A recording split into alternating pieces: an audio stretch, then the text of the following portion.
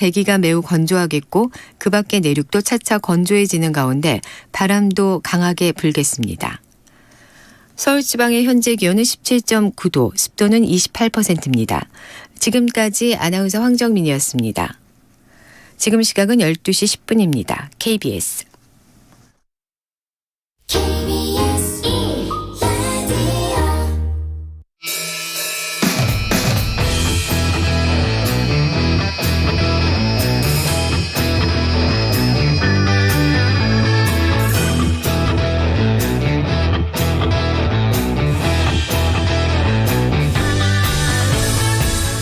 주말 시사의 중심, 정관용의 시사본부. 여러분 안녕하십니까, 정관용입니다. 이번 주에는 새 정부가 출범했죠. 이제 국회도 여야가 바뀌면서 여소야대 정국이 됐습니다. 과거 정부에서도 여소야대 국면은 있었지만 이번처럼 이 거대 단일 야당이 과반을 훌쩍 넘는 경우는 보기 힘들었습니다. 안 그래도 여러 가지 극한 갈등으로 대립 중인 여야는 지금 추가 경정 예산, 한덕수 총리 후보자 임명 동의안, 또 후반기 원구성 같은 정치 현안들을 두고 협치라는 시험대에 올랐는데 과연 협치 가능할까요?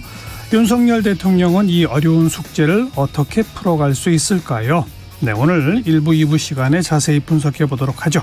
정관용의 시사본부 토요일 순서 시작합니다. 먼저 도로공사 연결해서 이 시각 고속도로 상황 알아봅니다. 정찬호 캐스터.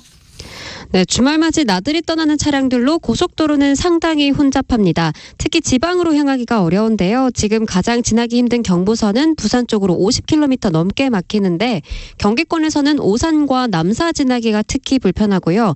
이후로 충청권 지나기는 더 어려워서 특히 북천안과 천안휴게소 사이로는 한 번에 20km 넘게 정체입니다. 이후 옥산과 신탄진 부근에서도 긴 정체가 이어집니다. 서해안선 목포 쪽으로는 서평택 분기점부터 서해대교까지 길게 어렵고요. 서해대교를 지난 뒤 충청권에서도 송악부터 당진까지 9km 구간 막힙니다. 충청 이남으로 향하는 중부선은 남이 방향으로 경기도 광주 부근에서 12km 구간 막히고 있고요. 이후 호법을 지나 충청권인 진천과 서청주 일대에서도 차들이 느리게 이동합니다. 평택 제천선 타고 제천 방향으로 가신다면 특히 남한성 부근 지나기가 불편하겠는데요. 더 가서는 청북 부근 갓길에서 사고 처리하느라 주변 정체 3km 정도 있습니다. 전방 주시 잘해주시기 바라고요. 강원 지역으로 가는 노선에서는 서울 양양선 양양 방향으로 동홍천 부근에서 13km 구간 밀렸다가 남양주 요금소와 서종 사이 지나는데도 시간적인 여유가 필요합니다. 영동선은 강릉 쪽으로 30여 km 구간 밀리는데 강원권에서는 새말과 원주 부근에서 막히고요. 이후 이천과 호법 분기점 부근에서 주춤한 뒤 양지터널을 앞두고 12km 구간 길게 밀립니다. 지금까지 한국도로공사 교통센터 이지은이었습니다.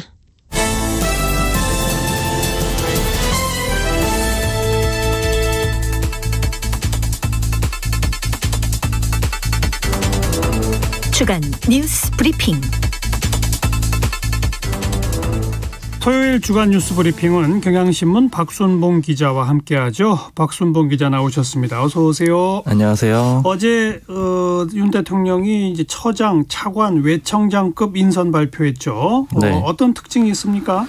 네, 사실 이제 여러 가지 특징이 있지만 가장 큰 특징은 검찰 출신들이 전면에 배치됐다, 이런 걸 꼽을 수가 있습니다. 예. 앞서서 비서관급 인사에서도 이런 특징이 있었는데 그게 좀 이어지고 있다라고 볼 수가 있고요. 이번 인사에서 가장 핵심적인 사람들 먼저 좀 전해드리면은 초대 법제처장으로 이완규 변호사가 임명이 됐습니다. 네. 그리고 보훈처장으로는 박민식 전 의원이 임명이 됐고요. 두 사람 모두 검찰 출신인데요. 그렇죠. 이제 먼저 이완규 변호사 좀 자세하게 짚어보면은 이완규 변호사 이제 법제처장으로 임명이 됐거든요. 이 처장은 윤석열 대통령하고 서울대 법대 79학번 동기고요. 그리고 또 사법연수원 23기 동기이기도 합니다. 예. 그리고 윤석열 대통령이 검찰총장 재직 시절에 추미애 전 법무부 장관하고 갈등이 있었잖아요. 근데 그때 정직 2개월 징계를 받게 됐습니다. 예. 그래서 당시에 윤석열 총장이 이 징계를 취소해달라 이런 내용의 소송을 냈었는데 그때 법률 대리를 맡았던 것이 바로 이완규 변호사였습니다. 그리고 이후에 대선 후보 시절에도 소위 윤석열 대통령의 처가 관련된 소송을 모두 대리했거든요. 그러니까 쉽게 말하면 최측근이다 이렇게 표현을 할 수가 있습니다. 예. 이제 법제처라는 거는 정부 전체 법무팀이다 이렇게 쉽게 이해를 하시면 되는데요. 이 법제처장은 그 팀을 이끄는 팀장격이 되겠죠. 그렇죠. 이제 차관급이기는 한데 국무회의에도 참석을 하고 이제 실질적으로는 더 높은 지위다 이렇게 평가를 받기도 합니다. 그리고 박민식 전 의원은 특수부 출신 역시 검사인데요. 윤석열 대통령의 검찰 후배인 겁니다. 대선 캠프 초기 멤버라고 볼 수가 있는데요. 대선 기간 내내 도왔거든요. 예. 광화문 캠프 시절 또 선대위에서 선대본부로 체제가 바뀔 때 이때도 내내 곁에 있었고요. 그리고 인수위 시절에도 당선인의 특별 보좌역으로 활동을 했습니다. 그리고 특히 이 안철수 전 인수위원장으로 지금은 공천이 결정이 났는데 예. 경기 성남 분당 갑에 출마를 하겠다 이렇게 선언을 했었던 적이 있었거든요. 그런데 그 이후에 안철수 전 위원장이 이 지역에 나오겠다라고 하니까 결과적으로는 출마를 포기를 했습니다. 스스로 사퇴한 셈이죠? 네. 그래서 이 아무래도 이 보훈처장 자리를 준 것에 대해서는 이제 일종의 보훈성 인사 내지는 이제 분당갑을 포기한 대가가 아니냐 이런 해석들도 있습니다. 예.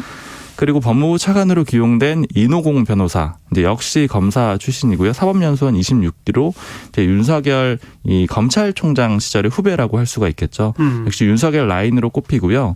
특히 윤석열 대통령이 서울중앙지검장일 때가 2018년도였는데 이때 이 이노공 변호사, 이제 이노공 차관이죠. 중앙지검 사상 첫 여성 차장검사로 임명이 됐습니다. 예. 이제 윤석열 지검장하고 가깝다라고 볼 수가 있고요. 그 이후에 2020년 1월에 서울고검으로 발령이 났는데 이건 이제 문재인 정부에서 좀 자천성 발령을 받았다 이렇게 판단을 해서 검찰을 떠나기도 했습니다. 예. 그리고 이제 청문회 마친 장관들을 임명하느냐 마느냐가 관심사인데 지금 정호영 복지부 장관 후보자는 아직 임명 안 했죠? 네, 맞습니다. 어제 윤석열 대통령이 권영세 통일부 장관 후보자, 그리고 박보균 문체부 장관 후보자, 원희룡 국토부 장관 후보자를 임명을 했는데 말씀하신 대로 이 정호영 복지부 장관 후보자는 임명을 안 했어요. 방금 임명했다라고 말씀드린 3명의 후보자, 이제는 장관이 됐는데 이 중에서 권영세 장관 같은 경우에는 국회에서 청문 경과 보고서가 채택이 됐거든요. 예. 그러니까 이 얘기는 민주당도 동의를 해줬다라는 거겠죠. 근데 이제 나머지 2명, 박보균, 원희룡 장관 같은 경우에는 국회에서 채택이 안 됐는데 윤석열 대통령이 강행 임명을 한 겁니다. 예. 이렇게 임명을 하게 되면서 이제 18개 부처 장관 중에서 14곳의 장관 임명이 마무리가 됐습니다. 근데 이 과정에서 짚어볼 게 2가지인데 이제 방금 살짝 언급을 드렸지만 정호영 복지부 장관의 임명은 강행을 안 했다라는 거예요.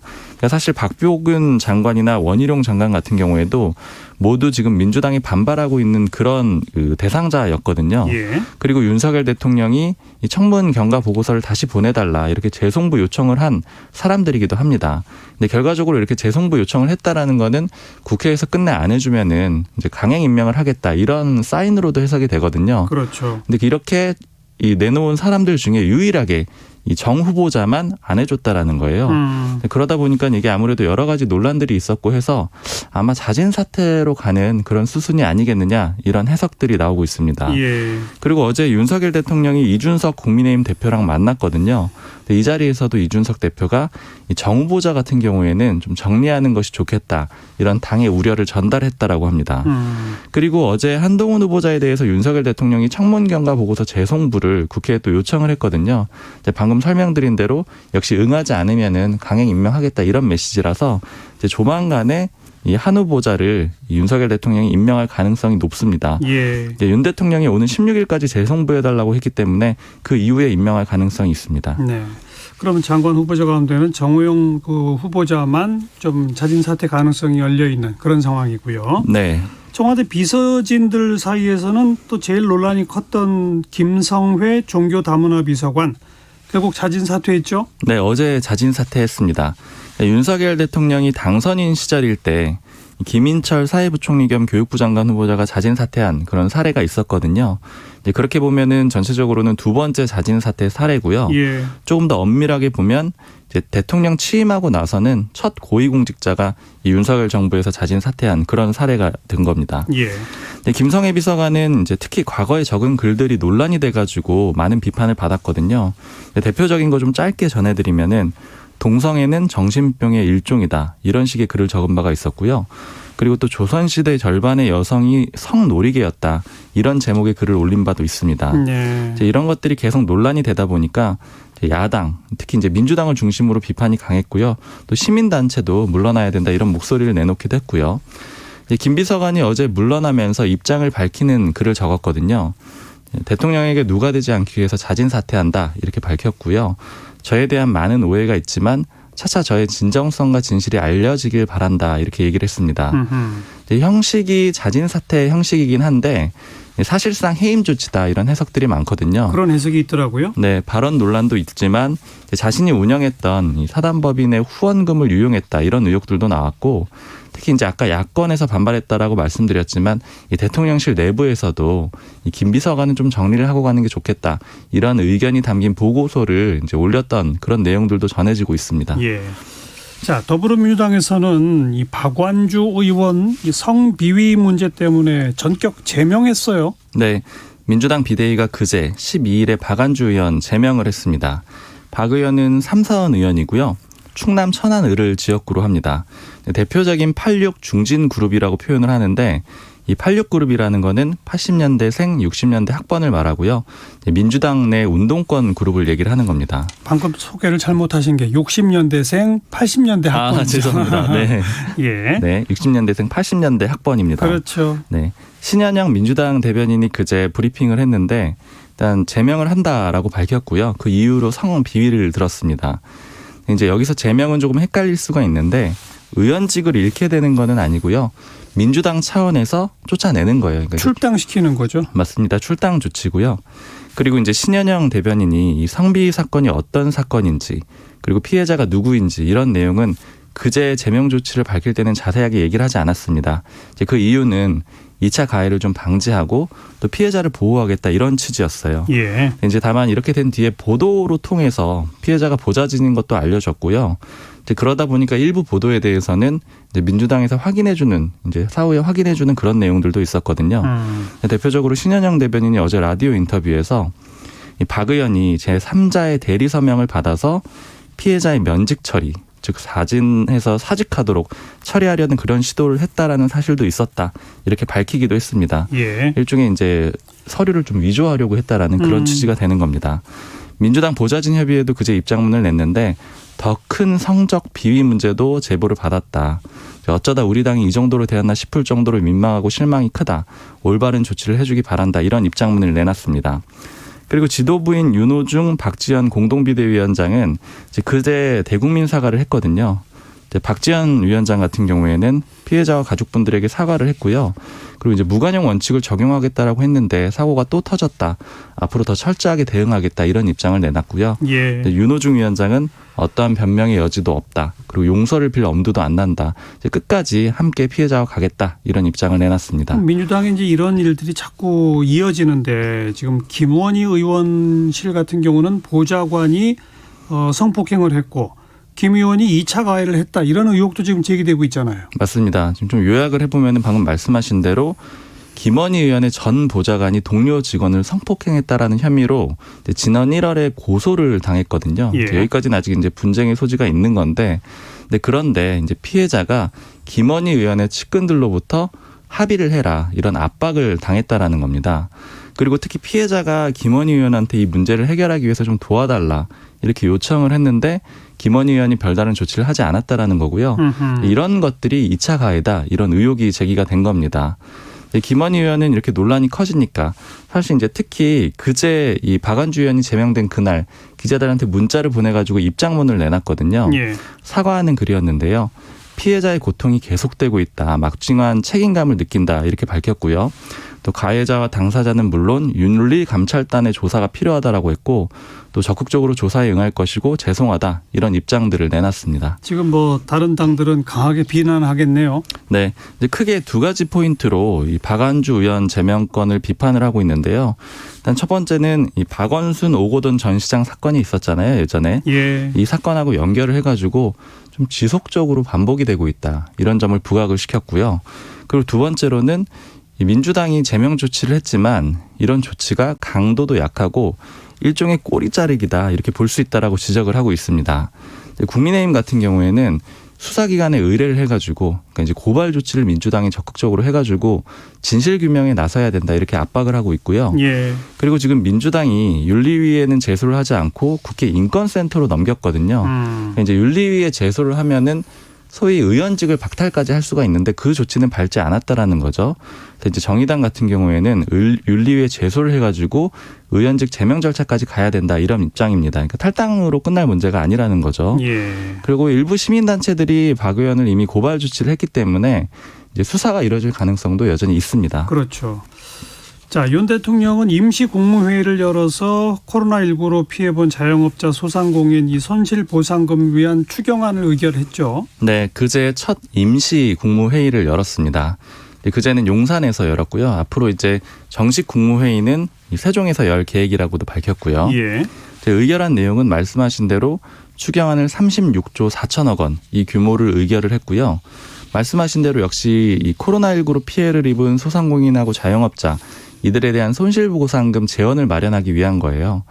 소상공인 자영업자 370만 명한테 1인당 적게는 600만 원, 또 많게는 1,000만 원씩까지 지급할 계획입니다.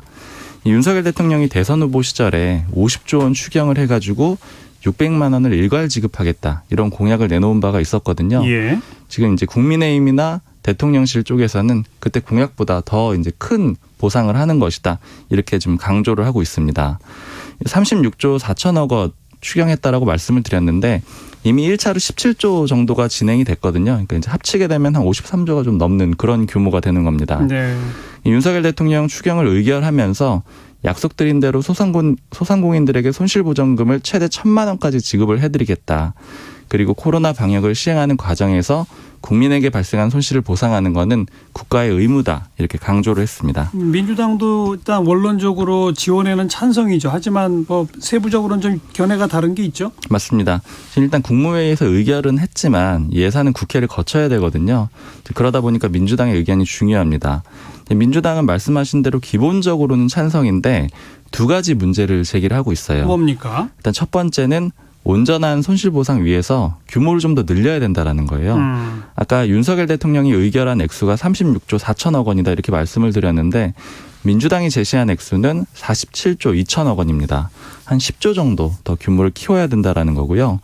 이렇게 좀 더 규모를 늘려야 한다라고 하는 이유는 더 두터운 지원을 하기 위해서 재원이 필요하다라는 거예요. 예. 그러니까 대표적으로는 소상공인 중에서 좀 중규모 음식점들 있잖아요. 그러니까 예를 들자면 연매출 10억 원 넘는 이런 음식점들은 있는데 여기는 대상자에 못 들어가고 있는데 피해는 똑같이 봤다라는 겁니다. 이제 그렇기 때문에 대상자를 넓혀야 한다라는 거고요. 예. 그리고 또 손실보상금을 소급 적용해야 된다 이런 얘기들이 원래 있었는데 이건 지금 빠져 있거든요. 이제 이걸 위해서 더 액수를 늘려야 한다라는 겁니다. 그리고 두 번째 문제 제기는 사실 이제 기획재정부를 향해 있는데요. 문재인 정부 때 이제 여러 가지 좀 반복됐던 그런 모습이 이 문재인 정부가 추경을 하려고 하면은 기재부가 쉽게 말해서 돈이 없어가지고 할 수가 없다. 이렇게 반발해서 부딪히는 그런 그림들이 여러 번 나왔었거든요. 그렇죠. 그런데 지금 이 윤석열 대통령이 추경을 의결하면서 부채는 안 지겠다라고 했어요. 채무를 더 지지는 않겠다라고 했는데 그럼 어디서 돈을 끌어올 것이냐? 바로 이제 추가 세수 53조 원을 활용을 하겠다 이렇게 나왔는데 예. 이 53조 원이 기재부가 센 액수거든요. 근데 어떻게 이제 민주당이 봤을 때는 왜 문재인 정부 때는 돈이 없었는데 정부가 바뀌니까 이 53조 원이 어디서 나온 것이냐? 요거는 기재부가 이 계산을 잘못한 게 아니냐 그 책임을 묻겠다 이렇게 좀 압박을 하고 있습니다. 네. 자, 6월 1일 지방선거와 함께 치러지게 될 국회의원 보궐선거 대진표 확정됐죠. 네, 총 7곳에서 치러지게 되는데요. 이번에는 안철수 전 인수위원장도 나오고 또 이재명 상임 고문도 나오잖아요. 이제 그래서 지방선거 못지않게 국회의원 보궐선거도 주목을 받고 있습니다. 가장 최근에 후보군이 확정된 곳이 제주 을인데 국민의힘이 그제 부상일 변호사를 후보로 확정을 했습니다. 그리고 앞서서 민주당은 김한규 전 청와대 정무비서관을 공천을 했고요. 예. 그리고 무소속으로 이제 이 지역에서 3선 의원을 지냈던 김우남 전 한국마사회 회장이 출마를 하거든요.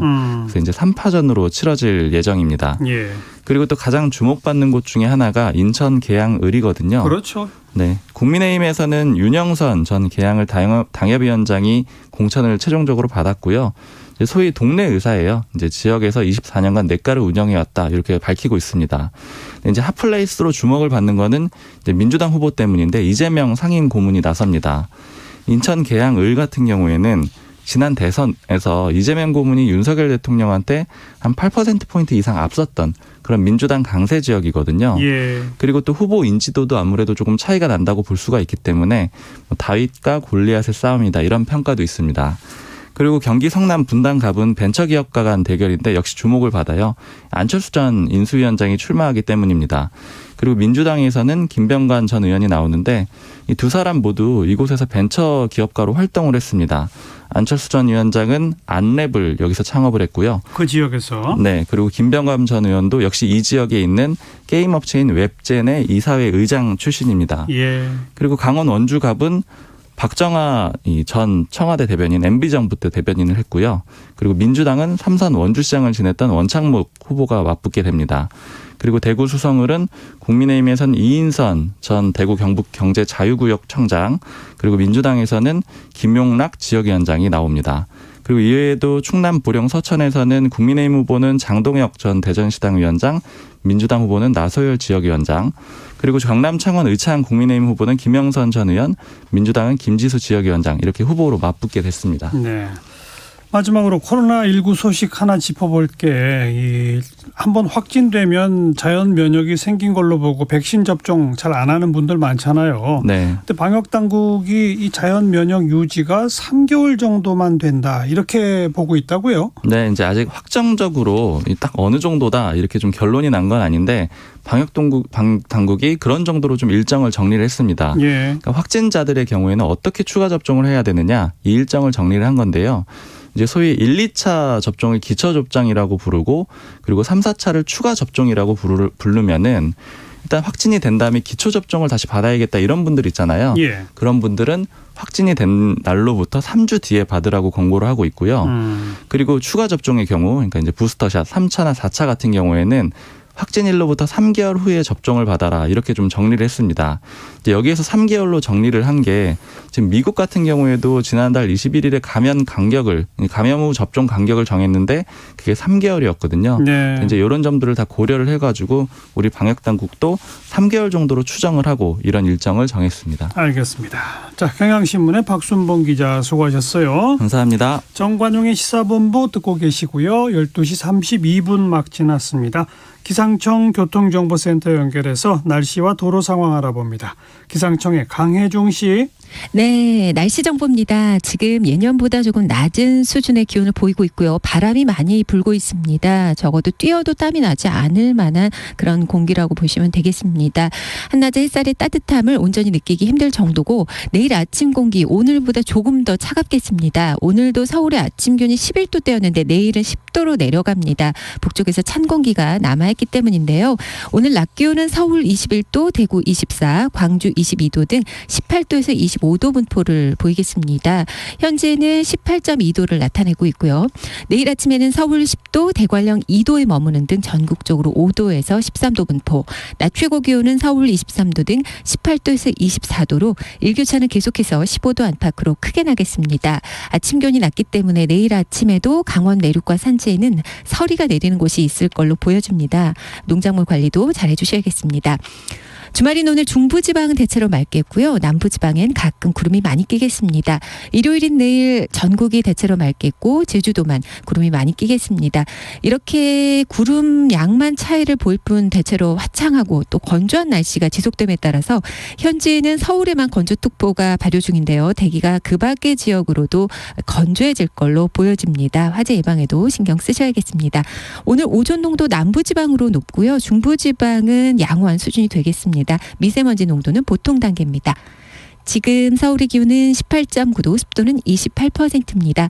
날씨였고요. 다음은 이 시각 교통 상황 알아보겠습니다. KBS 교통정보센터 김민희 씨입니다. 네, 오전 내내 나들이 가는 차량들이 많았습니다. 교통량이 많아서인지 사고도 잇따르고 있는데요.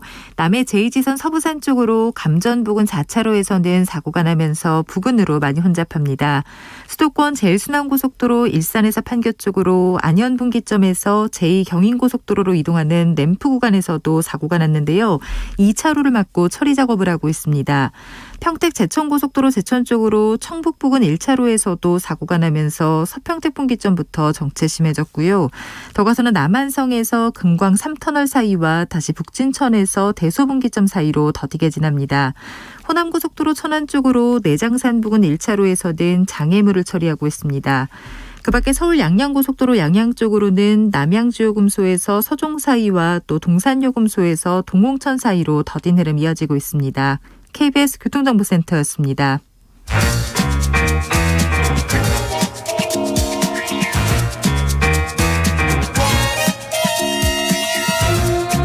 KBS 1라디오의 시계는 쉬지 않고 돌아갑니다.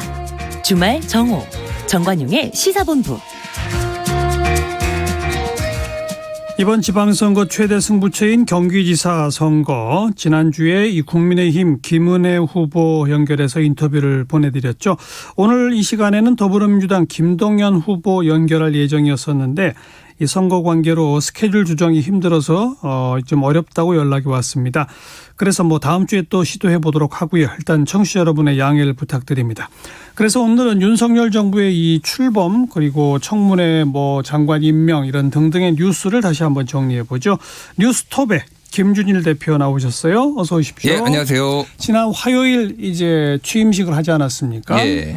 취임사에서 드러나는 국정 운영의 방향은 어떻게 요약할 수 있을까요?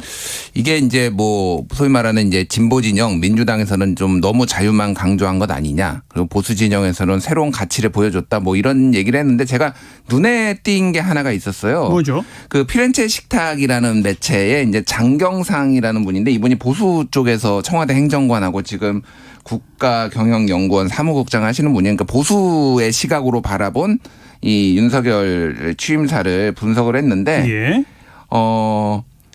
약속이 없다. 약속이 없다. 예, 취임사에 그 어떤 약속이 없고 아주 괜찮은 우파 지식인의 잘 쓴 칼럼을 보는 듯했다. 이런 평가를 했어요. 예. 근데 윤석열 후보 시절에 무슨 얘기를 했냐면은 2021년 12월 30일에 대구 선대위에서 윤석열 그 당시 후보가 이런 얘기를 했어요. 얼마 전에 제가 우리 문 대통령의 취임사를 한번 찬찬히 읽어봤습니다. 그 어떤 약속도 지켜지지 않았습니다. 많은 국민들을 속였습니다. 이런 얘기를 대구 선대 출범식에서 했었거든요. 예. 그래서 약속을 안 지키는 일을 없도록 하기 위해서 아예 약속을 안 한 거 아니냐. 이런 분석을 했더라고요. 예. 이분이 이제 보수 쪽인데 그러니까 너무 사실은 이념적인 얘기가 너무 많이 들어갔다라는 거예요. 그러니까 취임사에 국정 운영의 구체적인 내용 방향은 없더라. 그 얘기로군요. 그러니까 이게 가치의 얘기가 너무 많았다라는 거예요. 예. 자유 해서 가치가 예. 중요하긴 한데 너무 과도하게 들어갔다라는 거고 저도 어느 정도 일정 부분 공감을 했고요. 반지성주의라는 단어가 특히 이제 상당히 이제 이례적이었죠. 역대 대통령 취임사에서 한 번도 본 적이 없었잖아요. 예. 그거는 이제 민주당과의 어떤 그 협치보다는 어떤 갈등 그리고 반지성주의적 행동을 보이고 있다라는 걸 어떤 대결 어떤 구도를 가져가려는 거 아니냐 이런 분석들이 많이 있었죠. 네.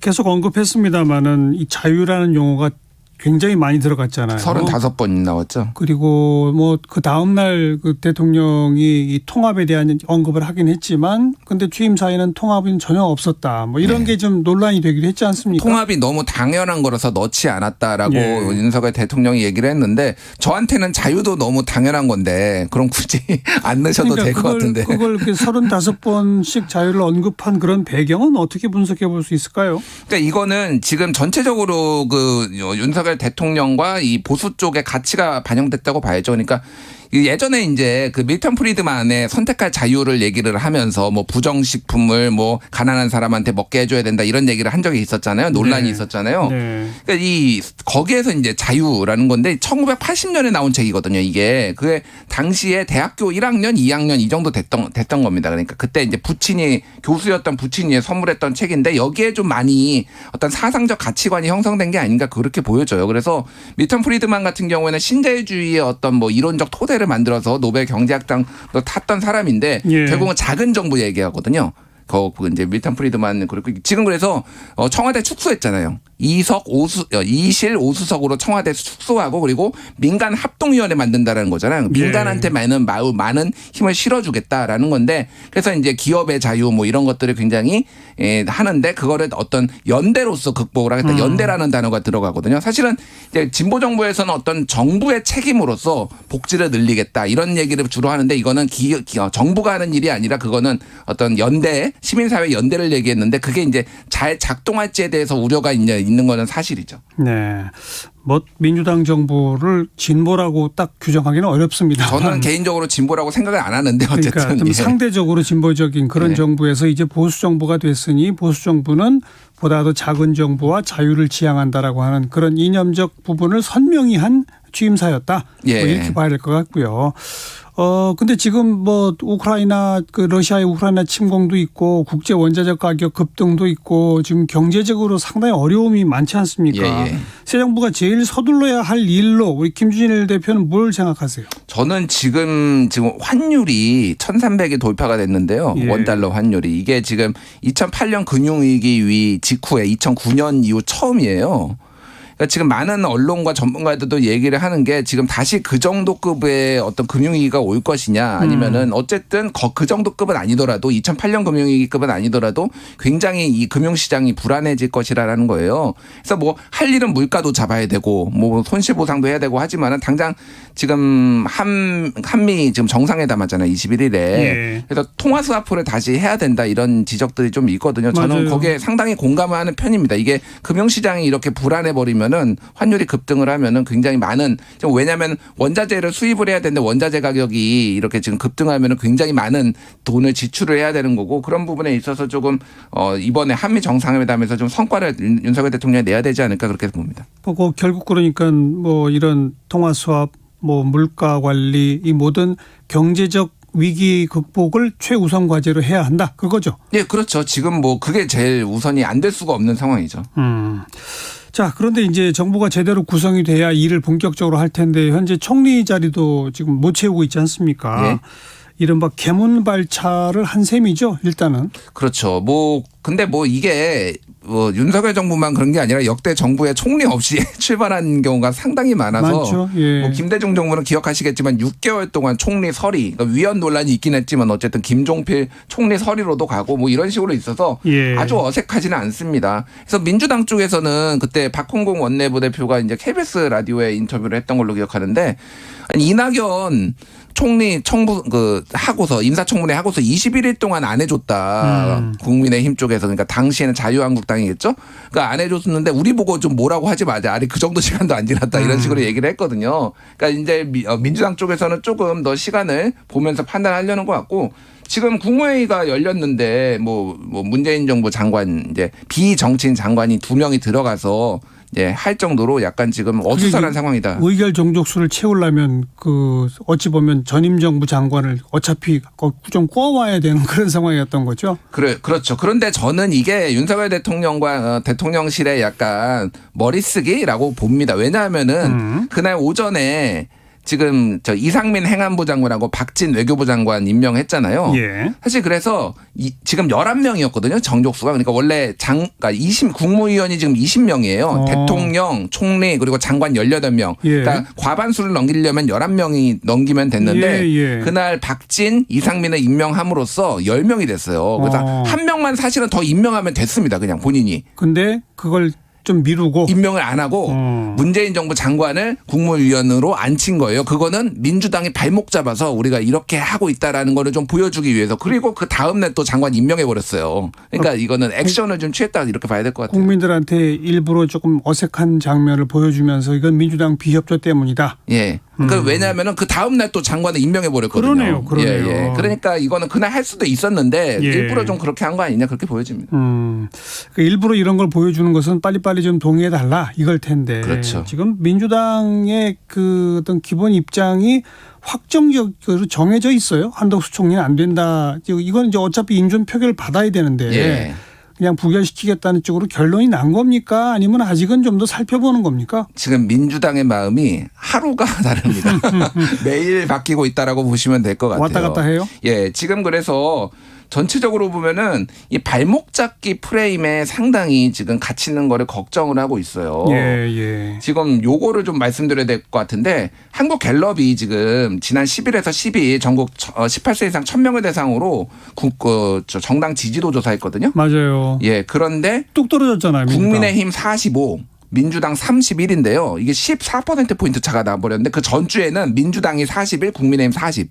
그러니까 1%포인트밖에 안, 민주당이 앞섰어요. 오히려. 그러니까요. 한 주 전까지. 예. 그러니까 이게 지금 전체적으로 이 청문회 전국이 길어지는 게 오히려 민주당한테 안 좋아지고 있다. 그리고 뭐 이제 성추행, 성추문 뭐 이런 것까지 더해져서 그런 거긴 할 텐데 어쨌든 그러니까 이 발목 잡기 프레임에 지방선거에 영향을 미치는 걸 두려워해서 지금 지도부도 처음에는 당론으로 아예 한덕수를 부결한다라고 했다가 지금은 자유투표 쪽으로 또 약간 기울었다고 합니다. 의원들 자유투표로. 그래서 그래도 만약에 부결이 된다라면 이 사람은 문제가 있는 것이다라고 이제 하려는 알리바이를 만들려는 건데 그것도 아직 확정이 아니에요. 그리고 언제 지금 할지 열지도 지금 결정을 못한 상황에 원내 수석부 대표들이 만나서 얘기를 했는데 아니니까 다음 주 16일에 이제 윤석열 대통령이 와가지고 시정연설하잖아요. 국회 월요일 날. 그 이후에 하는 걸로만 원론적인 거 잡아놨다 이렇게 보시면 될 것 같습니다. 네. 아직 총리에 대해서는 민주당의 당론은 미정이다. 이렇게 정리해야 될 것 같고. 오락가락이다. 미정이라기보다 오락가락이라는 말이 좀 더 나을 것 같아요. 장관에 대해서는 이제 여러 사람 안 된다라고 했는데 사실 안 된다고 한 사람들 가운데 상당수가 이미 이제 임명이 됐지 않습니까? 지금 남아있는 게 정호영 복지부 장관 후보자의 경우인데 이게 청문부 보고서 재송부 요청까지 이미 절차를 거쳤으니까 예. 임명을 해도 가능은 한데 안 하고 있잖아요. 예. 이건 결국 자진 사퇴 쪽으로 유도하는 그런 거라는 해석이 더 많지 않습니까? 그러니까 뭐 한 언론에서는 이미 자진 사퇴를 밝혔는데 의사가 있었는데 뭐 대통령실에서 조금 보류했다 뭐 이런 얘기까지 이제 보도가 나온 게 있어요. 지금 말씀하신 대로 5명의 부적격자를 얘기를 했거든요. 그게 한동훈, 정호영, 이상민, 원희룡, 박보균. 근데 이 중에서 이상민, 원희룡, 박보균은 임명했습니다. 이미 임명했고요. 예. 남은 거는 한동훈인데 한동훈하고 정호영인데 한동훈은 재송부 요청을 해가지고 다음 주 중에 지금 할 가능성이 매우 높아졌고요. 예. 정호영 후보자는 협상 카드로 그냥 남겨놓은 것 같아요. 그냥 협상 카드로 어쨌든 우리가 정호영을 안 해줄 테니까 나머지는 해줘. 그리고 총리까지 해줘. 이런 걸로 지금 협상용 카드로 남겨준 거고 국민의힘 쪽 얘기 들어봐도 거의 낙마 가능성이 매우 높다. 이 정도로 지금 정리되는 것 같습니다. 한동훈 후보자는 청문회가 이제 다른 사람보다 늦었으니까 지금 아직 절차상 재송부 요청 기간이지 않습니까? 예. 청문회가 좀 뜨거웠긴 했는데 뭐 민주당이 오히려 실수들을 해가지고 좀 실점을 한 그런 청문회였다라는 분석까지 있더라고요. 뭐 많이 이미 여론 보도가 언론인 보도가 나왔죠. 뭐 그래서 김남국 의원의 이모 교수인데 이모 얘기라든지 뭐 한국 3M 뭐 최광욱 의원 등등해서 여론이 급격하게 안 좋아진 건 그러니까 민주당 쪽에 안 좋아진 건 그러니까요. 사실이고 그러니까 원래 그 전에도 여론조사를 보면은 다른 후보자에 비해서 한동훈은 조금 더 적격이 더 많았어요. 약간 미세하게. 근데 그 이후에 여론조사가 나오지는 않았는데 아마 적격이 더더욱 높아진 것 같아서 어찌됐든 근데 정치적 어떤 스탠스 때문에 그러니까 한동훈이라는 상징성 조국 수사 뭐 이런 과잉 수사 이런 것들의 상징성 때문에 민주당에서는 이거를 적격으로 하거나 뭐 청문회 그러니까 청문 보고서를 채택을 할 가능성 거의 없다라고 본다라면은 이걸로 결국은 이제 뭐 파국 전국에 급냉하거나 그럴 가능성은 저는 없다라고 보고 결국은 정호영에 대한 어떤 뭐 스탠스 이런 그렇죠. 것들이 좀 중요해진 것 같아요. 그러니까 그 민주당이 벼르고 별렀으면 한동훈 청문회를 뭔가 이 여론을 반전시킬 만한 뭘 하나 이렇게 찾아내든지 예. 그런 게 있으니 그런 게 전혀 없었던 거죠 결과적으로. 사실은 기존에 나왔던 것도 잘 엮어서 잘 질의를 해서 이게 뭐가 문제인지에 대해서 조금 너무 언론 보도가 많다 보고 의혹도 있다 보니까 이게 헷갈렸거든요 국민들이. 근데 그 부분에 잘 소위 말해서 가르마를 타주는 것도 중요한데 그것도 못했다라는 게 이게 문제니까 기초적인 사실관계조차 틀리고 들어가는 거는 민주당 의원들이 상당히 안이했다. 이렇게 볼 수밖에 없을 것 같습니다.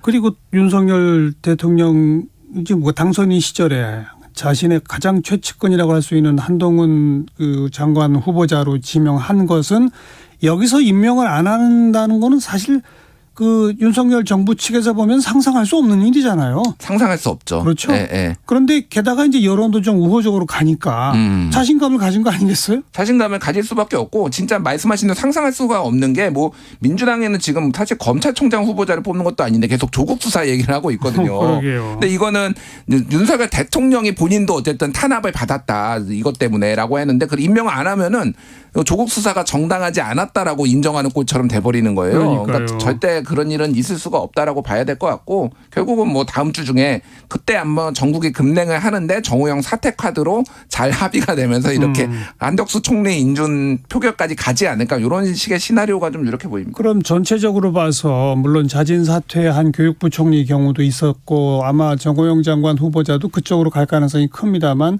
전체 숫자로 봐서는 뭐 그리 많다고 말할 수는 없는 거죠. 이 정도면. 그렇죠. 뭐 보통 개각 기억하시겠지만은 보통 한 3명 이상 나왔거든요. 근데 이번엔 2명이니까. 예, 2명이니까 그냥 평타다 이렇게 보면 되는데 사실 의혹이 많이 나온 것에 비하면은 뭐 어떻게 보면 많이 이제 통과가 됐다라고 볼 수도 있죠. 예. 이게 그래서 사실 이제 국민의 눈높이는 점점점 높아지고 문재인 정부 들어서 특히 이제 어떤 국무위원들에 대한 기대치는 높아지는데 고인물들은 옛날 똑같은 행태들을 계속 하고 있어서 이게 참 딜레마적인 상황이 좀 많이 있는 것 같습니다. 뭐 이런 뭐 청문회 여부와 무관하게 이게 장관 그다음에 지금 차관 뭐 처장 쭉 인사 발표했지 않습니까? 예. 근데 그 전체를 놓고 보면 사실 물론 능력만 보고 지역이나 성별 연령 이런 거 안배 안 한다라고 공언했으나 그래도 좀 너무 남성 위주고 또 서울대 출신 너무 많고 연령이 고연령이고 또 검찰 출신이 많고 예. 이건 뭐 피해갈 수 없는 거 아니에요? 그러니까 뭐 이게 사실은 뭐 대통령의 어떤 국정 철학을 잘 아는 사람들이 들어가야 되는 게 맞으니까 이를테면은 그거를 뭐라고 할 수는 없는데 너무 많습니다. 그러니까 차관 20명 그때 임명했을 때 모두가 뭐라고 해야 되나요? 그러니까 남성에다가 60년대생이었어요. 모두가. 70년 2명 빼놓고 그냥 모두가 60년대생이었어요. 이 정도로 다양성이 좀 부족한 거는 조금 저는 근래 본 적이 없는 것 같습니다. 아니 그러니까 우리는 그 안배 안 한다라고 공언했긴 했으나 그래도 부족한 거죠.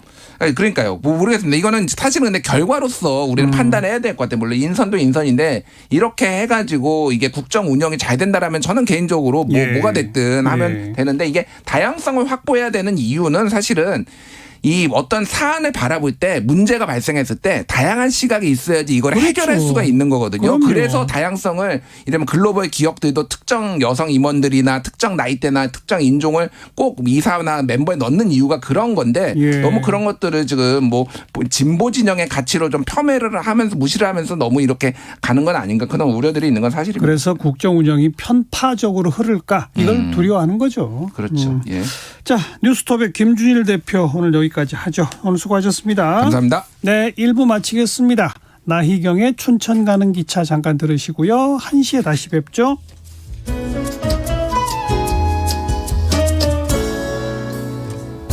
조금은 지쳐 있었나 봐. 쫓기는 듯한 내 생활